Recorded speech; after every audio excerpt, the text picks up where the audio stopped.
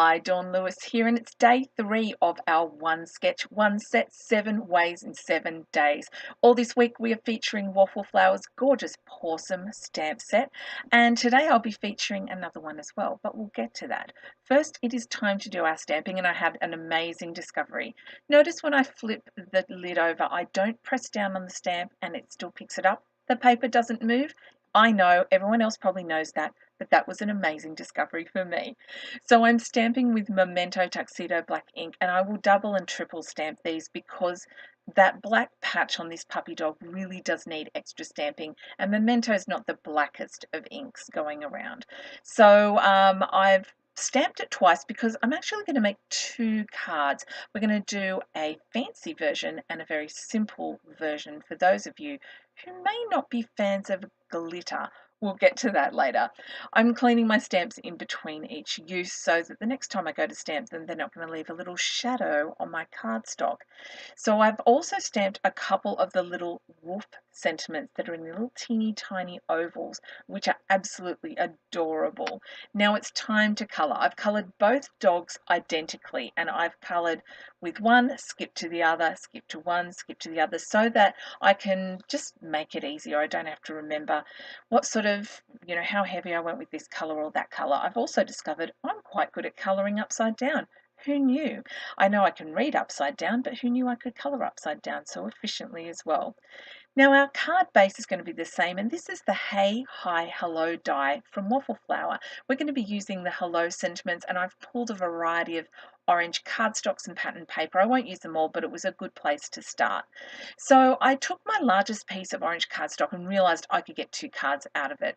I also took a Kmart A4 paper pad, 1 sheet of cream cardstock, and I'm using that as my card basis today. This Kmart A4 textured coloured cardstock is a little larger than an average A4 page, so I kind of like it for a slightly bigger card. I picked my pattern paper, and now it's time for the greeting.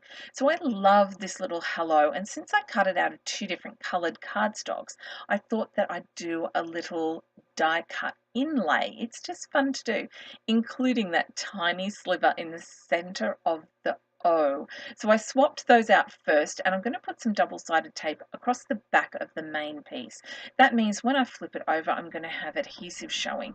I end up using a piece of 6mm and a piece of 3mm, and it covered it just beautifully. So now I can slot those light orange letters into the dark orange brush stroke, I guess you'd call it, and then I can slot the dark orange letters into the light orange brush stroke, and I love it. It's a fantastic way to get extra interest out of one die cut, and it's enough to make 2 cards, so that's also a bonus.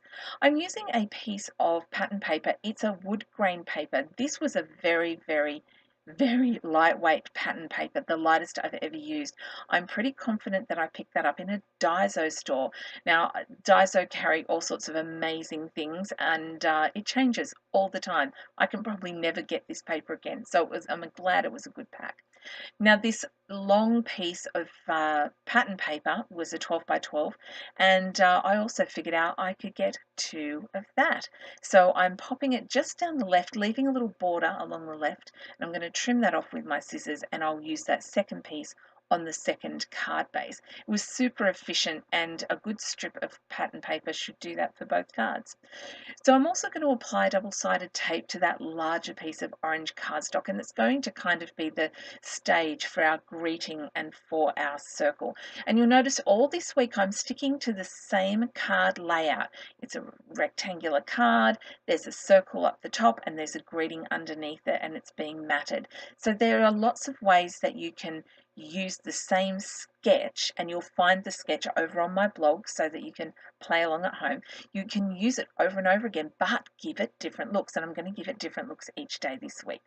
So I'm putting my circle, as per usual, up the top centered, and the greeting will go down below.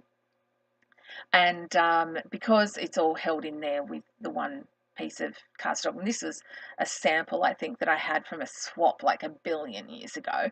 And now it's time to make our first feature. It's a shaker card. Now I had cut out some fun foam to be my circle, and I put double-sided foam tape on it to bump it up, and nothing was sticking. There was adhesive getting all over the acetate sheet, and it was just a mess. So I took away the fun foam, and I thought, you know what? If it ain't broke, don't fix it.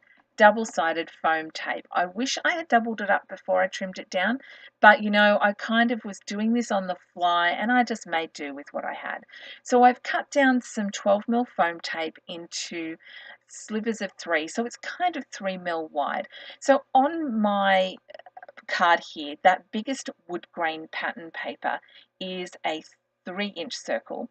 The mat that's on top of it, the dark orange, is 2.5 inches, and then I also cut out the acetate 2.5 inches and the frame at the top, and then I cut a 2-inch circle out from inside that.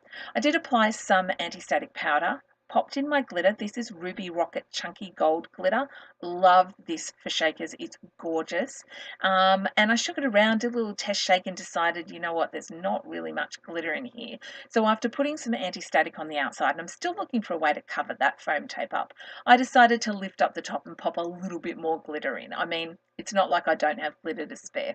So now I'm much happier. We've got a fantastic amount of glitter in there. I'm going to put some Tombow mono adhesive on the back of our little puppy here and pop that onto the front, as well as that teeny tiny little wolf sentiment, just to make this card complete. It shakes up beautifully. And now let's look at card 2. So I thought, this is a great card, and what if you don't want to play with glitter or you don't want to make a shaker? So since I had done 2 greetings, 2 card bases and all that jazz, I thought, let's replicate this card, but let's not do the shaker. How would that look? It goes together very similarly. We've got a 3-inch pattern paper piece, we've got a 2.5-inch circle that's going in the center here, and then instead of cutting a frame, etc., to put on top, that's it, we're done for the circle. I'm adding the greeting down below, and then we're just going to pop the little puppy on. But this card is a little flat, and I was a bit spoiled by the dimension on the shaker, so I decided to add some foam tape to the back of this puppy. Now, I even put the foam tape behind the ears and a piece on that tail, and if you've got this set, you'll know this tail is very, very slender. My fur niece, my last fur niece that my sister had, she was a bully, and she had a tail like a whip, and those tails are narrow, but boy, they're strong. So I've popped the doggy on with the little wolf sentiment, also up on foam tape, and it makes a gorgeous card. So this is one you can send to a friend when you're thinking of them. So here are the 2 cards side by side. You can see the layout is the same. It's just one has a shaker and one does not. I do hope you are enjoying this 7-part series so far. And remember, if you are looking for Waffleflower in Australia, you can find it at dawnlewis.com.au. You can also find a link to all of the materials I used. I'll link that in the description box below. It'll be on my blog. I do hope that you have a very crafty day. Thank you for watching, and I will see you tomorrow. Bye for now.